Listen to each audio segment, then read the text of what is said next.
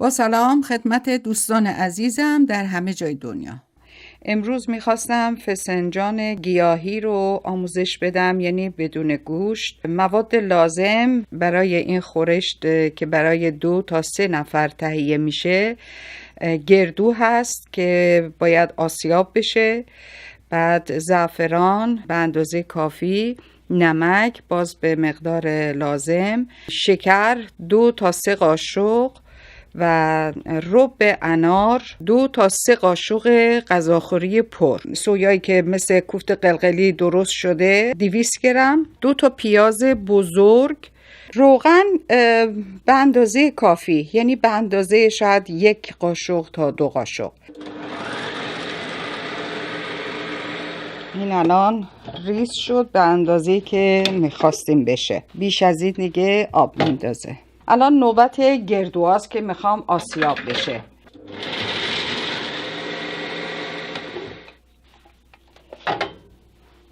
یک تا 2 قاشق روغن میریزیم که فقط ته قابلمه چرب بشه.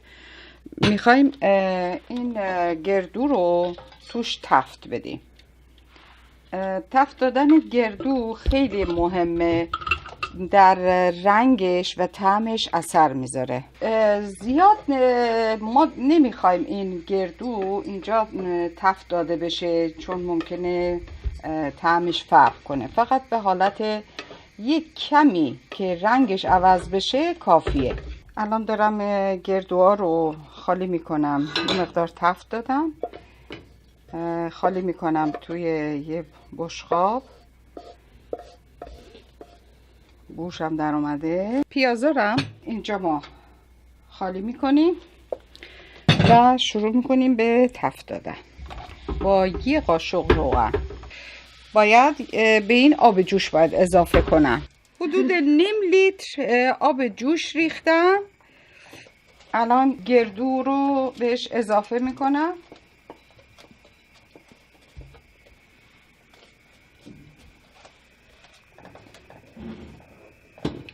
نمک داشتیم، نمک رو بهش اضافه میکنم. درشو میذارم تا 1 ساعت این بپزه. در آخر سرم میچشمش. اگر ربش ترش باشه میتونم توش شکر بریزم. الان آتیشش رو آوردم پایین چون دیگه جوشیده بود. این کم کم با آتیش کم باید بپزه تا 1 ساعت. بعد 1 ساعت من ربش رو اضافه میکنم و زعفرون و این کوفته ریزه. تقریبا به ظرف غذای ما که داره میپزه از گرمای اونم استفاده میکنه و اینجا دم میکشه و آخر سر من اضافه میکنم برای غذا. 1 ساعت برای خودش پخته. بعد الان رنگش خورش جا افتاده تقریبا. بعد حالا من رب رو ریختم، رب انار رو ریختم توی این به اندازه نصف این لیوان. این لیوان کوچیکه. حالا همین رب رو من میریزم توی خورشت.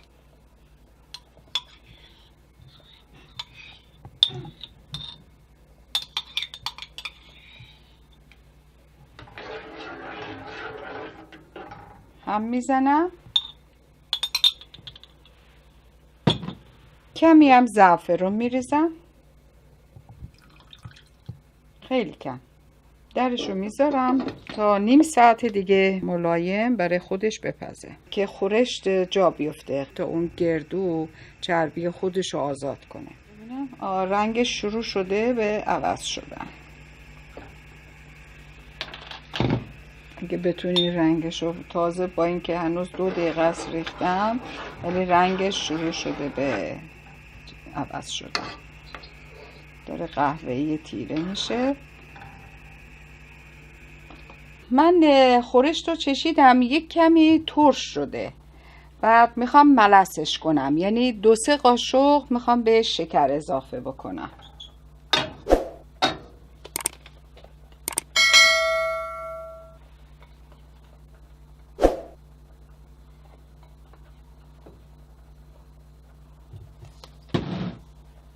خب درشو میذارم تا شکر به خوردش بره. حالا من مایتابه رو زیرش روشن میکنم و کمی از این روغن من به اندازه 1 قاشق، نه بیشتر، 1 قاشق میریزم روش که فقط کف مایتابه چرب بشه. این زیر مایتابه رو روشن کردم و 1 قاشق روغن توش ریختم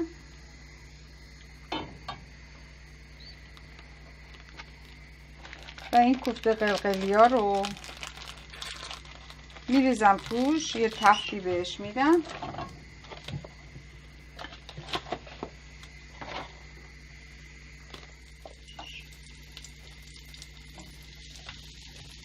الان خورشت ما تقریبا آماده است. یه 10 دقیقه با این کوفته ها رو که بریزم توش با هم دیگه بپزه، دیگه کلا خورشت آماده میشه.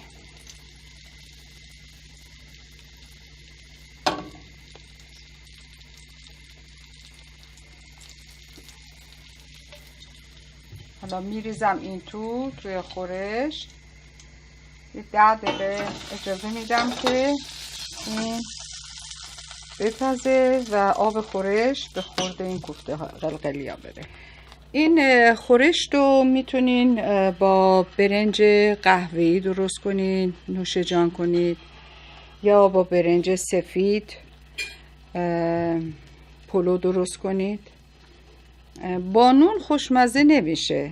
همون بهتره که کسی که رژیم داره، هوس فسنجون کرده، با همون برنج قهوه‌ای بهتره. یا اینکه حالت نرمالش اینه که همه با پلوی سفید میخورن. ما هم امشب هم پلوی سفید درست کردم، هم پلوی قهوه‌ای که به شما نشون بدم. اینم از خورشت فسنجون گیاهیمون بدون گوشت با برنج سفید و برنج قهوه‌ای. اگر دوست داشته باشین درست کنین و نوش جان کنین. امیدوارم که خوشتون اومده باشه از آشپزی امروز من.